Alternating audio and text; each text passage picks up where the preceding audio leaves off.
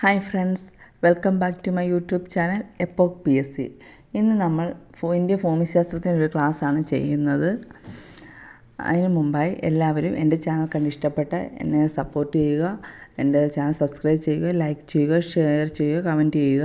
അപ്പോൾ നമുക്ക് തുടങ്ങാം. ഇന്ത്യൻ ഭൂവിസ്തൃതി ലോക ഭൂവിസ്തൃതിയുടെ എത്ര ശതമാനമാണ്? 2.42%. ഇന്ത്യൻ ഭൂവിസ്തൃതി ലോക ഭൂവിസ്തൃതിയുടെ 2.42%. ലോകരാജ്യങ്ങളെ വലിപ്പത്തിൽ ഇന്ത്യയുടെ സ്ഥാനം 7.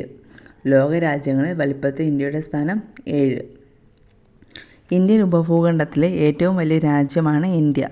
ഇന്ത്യൻ ഉപഭൂഖണ്ഡത്തിലെ ഏറ്റവും വലിയ രാജ്യമാണ് ഇന്ത്യ. ഇന്ത്യയുടെ കിഴക്കേ അറ്റം ബംഗാൾ ഉൾക്കടലും ഇന്ത്യയുടെ തെക്ക് ഭാഗത്ത് ഇന്ത്യൻ മഹാസമുദ്രവും ഇന്ത്യയുടെ പടിഞ്ഞാറ് ഭാഗത്ത് അറബിക്കടലുമാണ് സ്ഥിതി ചെയ്യുന്നത്. ഇന്ത്യയിലൂടെ കടന്നു പോകുന്ന അക്ഷാംശ രേഖയാണ് ഉത്തരായന രേഖ. ഇന്ത്യയിലൂടെ കടന്നു പോകുന്ന അക്ഷാംശ രേഖ ഏതാണ്? ഉത്തരായന രേഖ. ഉത്തരായന രേഖ കടന്നു പോകുന്ന ഇന്ത്യൻ സംസ്ഥാനങ്ങളുടെ എണ്ണം 8. ഉത്തരായന രേഖ കടന്നു പോകുന്ന ഇന്ത്യൻ സംസ്ഥാനങ്ങളുടെ എണ്ണമാണ് 8. രാജസ്ഥാൻ, മധ്യപ്രദേശ്, ജാർഖണ്ഡ്, പശ്ചിമ ബംഗാൾ, ഗുജറാത്ത്, ഛത്തീസ്ഗഡ്, മിസോറാം, ത്രിപുര. അതിനൊരു കോഡുണ്ട്, രാമജപകുചമിത്ര. അതായത് രാജസ്ഥാൻ, മധ്യപ്രദേശ്, ജാർഖണ്ഡ്, പശ്ചിമ ബംഗാൾ, ഗുജറാത്ത്, ഛത്തീസ്ഗഡ്, മിസോറാം, ത്രിപുര. രാജസ്ഥാൻ, മധ്യപ്രദേശ്. ജാർഖണ്ഡ്, പശ്ചിമ ബംഗാൾ. ഗുജറാത്ത്, ഛത്തീസ്ഗഡ്. മിസോറാം, ത്രിപുര. രാമജപകുചമിത്ര. എല്ലാവരും കോഡ് പഠിച്ചിരിക്കുന്നത് നല്ലതാണ്. കൂടുതലായും PSCക്ക് ചോദിക്കുന്നുണ്ട് ഈ ക്വസ്റ്റ്യൻ. അടുത്തത്, ഇന്ത്യയുടെ വടക്കേ അറ്റം ഇന്ദിരാകോൾ. അത് ജമ്മു കാശ്മീരിലാണ് സ്ഥിതി ചെയ്യുന്നത്. ഇന്ത്യയുടെ തെക്കേ അറ്റം ഇന്ദിര പോയിൻ്റ് അല്ലെങ്കിൽ പാഴ്സൺസ് പോയിൻ്റ്, പിക്മാലിയൻ പോയിൻ്റ് എന്നിങ്ങനെയൊക്കെ അറിയപ്പെടുന്നു. അത് ഗ്രേറ്റ് നിക്കോബാറിലാണ് ഉള്ളത്. ഇന്ത്യയുടെ കിഴക്ക് ഭാഗം അറിയപ്പെടുന്നത് കിബുത്തു എന്നാണ്. അത് അരുണാചൽ പ്രദേശിലാണ്. ഇന്ത്യയുടെ പടിഞ്ഞാറ് ഭാഗം അറിയപ്പെടുന്നത് ഗുഹാർ മോത്തി എന്നാണ്. അത് ഗുജറാത്തിൽ സ്ഥിതി ചെയ്യുന്നു. ഇന്ത്യൻ ഉപദ്വീപിൻ്റെ തെക്കേ അറ്റമാണ് കന്യാകുമാരി. ഇന്ത്യ ഉപദ്വീപിൻ്റെ തെക്കേ അറ്റം കന്യാകുമാരി. ഇന്ത്യയുടെ അയൽ രാജ്യങ്ങൾ 9 എണ്ണമാണുള്ളത്. പാകിസ്ഥാൻ, അഫ്ഗാനിസ്ഥാൻ, ചൈന, നേപ്പാൾ, ഭൂട്ടാൻ, മ്യാൻമാർ, ബംഗ്ലാദേശ്, മാലിദ്വീപ്, ശ്രീലങ്ക. ഇന്ത്യയുടെ അയൽ രാജ്യങ്ങളുടെ എണ്ണം 9. പാകിസ്ഥാൻ, അഫ്ഗാനിസ്ഥാൻ, ചൈന, നേപ്പാൾ, ഭൂട്ടാൻ, മ്യാൻമാർ, ബംഗ്ലാദേശ്, മാലിദ്വീപ്, ശ്രീലങ്ക. ഇന്ത്യൻ സംസ്ഥാനങ്ങൾ 28 എണ്ണമാണുള്ളത്. ഇന്ത്യൻ സംസ്ഥാനങ്ങൾ എത്ര എണ്ണമാണുള്ളത്? 28. അവസാന രൂപം കൊണ്ട സംസ്ഥാനമാണ് തെലങ്കാന. അവസാനമായി രൂപം കൊണ്ട സംസ്ഥാനം ഏതാണ്? തെലങ്കാന. ഇന്ത്യയിൽ കേന്ദ്രഭരണ പ്രദേശങ്ങൾ 8 എണ്ണമാണുള്ളത്. ഇന്ത്യയിൽ 8 കേന്ദ്രഭരണ പ്രദേശങ്ങളാണുള്ളത്. ഏതൊക്കെയാണെന്ന് നോക്കാം. പുതുച്ചേരി, ദാമൻ ദിയു ആൻഡ് നഗർ ഹവേലി, ഡൽഹി, ചണ്ഡീഗഡ്, ലക്ഷദ്വീപ്, ആൻഡമാൻ നിക്കോബാർ, ലഡാക്ക്, കാശ്മീർ. എന്നൊരു 8 കേന്ദ്രഭരണ പ്രദേശങ്ങളാണുള്ളത്. അതിർത്തി രേഖകൾ. ഇന്ത്യയെയും പാകിസ്ഥാനെയും വേർതിരിക്കുന്ന അതിർത്തി രേഖയാണ് റാഡ്ക്ലിഫ് ലൈൻ. ഇന്ത്യയും പാകിസ്ഥാനെയും വേർതിരിക്കുന്ന അതിർത്തി രേഖയാണ് റാഡ്ക്ലിഫ് ലൈൻ.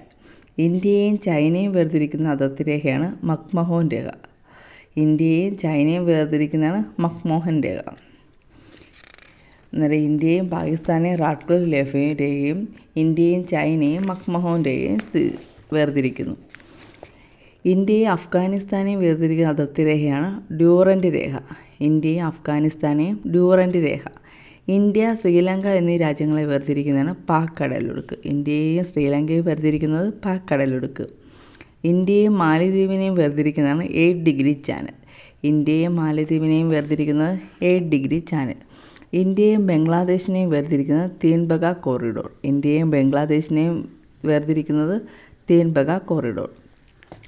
ജമ്മു കാശ്മീരിൽ ഇന്ത്യയുടെയും പാകിസ്ഥാൻ്റെയും അതിർത്തി നിർണ്ണയിക്കുന്ന രേഖയാണ് ലൈൻ ഓഫ് കൺട്രോൾ അല്ലെങ്കിൽ LOC എന്നറിയപ്പെടുന്നത്. ജമ്മു കാശ്മീരിൽ ഇന്ത്യയുടെയും പാകിസ്ഥാൻ്റെയും അതിർത്തി നിർണ്ണയിക്കുന്ന രേഖയാണ് ലൈൻ ഓഫ് കൺട്രോൾ അല്ലെങ്കിൽ LOC എന്നറിയപ്പെടുന്നു. എന്നാൽ ജമ്മു കാശ്മീർ ഇന്ത്യക്കും ചൈനയ്ക്കും ഇടയിൽ സ്ഥിതി ചെയ്യുന്ന അതിർത്തി രേഖയാണ് ലൈൻ ഓഫ് ആക്ച്വൽ കൺട്രോൾ എന്നറിയപ്പെടുന്നത്, LAC, line of actual control. Jammu Kashmir ഇന്ത്യയ്ക്കും ചൈനയ്ക്കും ഇടയിൽ സ്ഥിതി ചെയ്യുന്ന അതിർത്തി രേഖയാണ് ലൈൻ ഓഫ് ആക്ച്വൽ കൺട്രോൾ അല്ലെങ്കിൽ LAC, line of actual control എന്നറിയപ്പെടുന്നത്. അത് കഴിഞ്ഞ് ഇന്ത്യ ഭൂപ്രകൃതിയെ നമുക്ക് 5 വിഭാഗങ്ങളായി തരംതിരിക്കാം. ഉത്തരപർവ്വത മേഖല, ഉത്തര മഹാസമതലം, പീഠഭൂമികൾ, ദ്വീപുകൾ, തീരസമതലം. ഉത്തരപർവ്വത മേഖല, ഉത്തരമഹാസമുദ്രം, പീഠഭൂമികൾ, ദ്വീപുകൾ, തീരസമുദ്രം.